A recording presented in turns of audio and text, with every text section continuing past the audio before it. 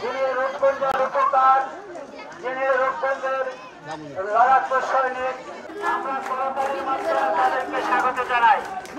আমরা করতালির মাধ্যমে তাদেরকে স্বাগত জানাই। আমরা সবাই দুলাল শোনো, আমরা সবাই দুলাল শোনো, দুলাল ভাই, দূর দিনের দুলাল ভাই,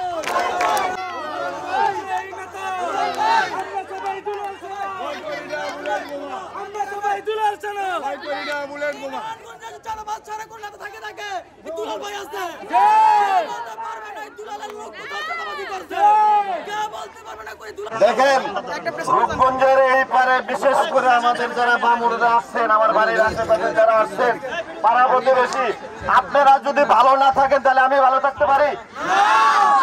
আমি কি ভালো থাকতে পারি?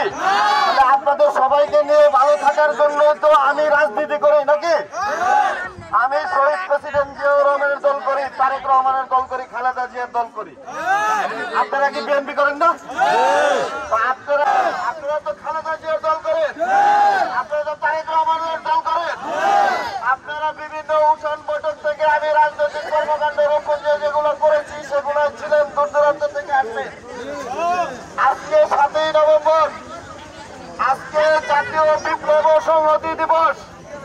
আমি আপনাদেরকে বলছি, আপনারা আমার পাশে যেভাবে আছেন, আজকে যেভাবে আসছেন, আমি আপনাদের পাশে কিন্তু ঠিক এভাবে, আপনারা যারা আমাকে ভালোবাসেন, দলকে ভালোবাসেন, আমাকে ভালোবাসেন, আপনারা যারা একজন নিরীহ সাধারণ মানুষ, আপনারা তো খালেদা জিয়ার দল করেন, আপনারা তো তারেক রহমানের দল করেন।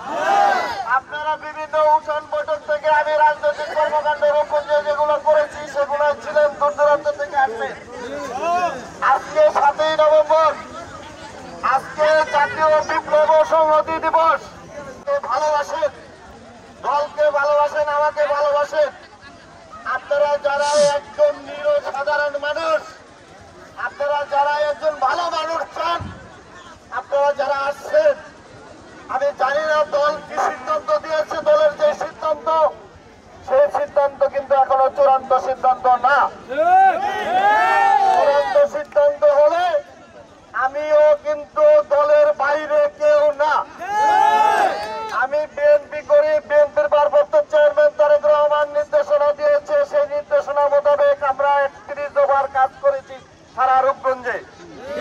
এটা আজকে এই জনসমাগমে বোঝা যায় যে মানুষ কাকে চায়, কাকে ভালোবাসে।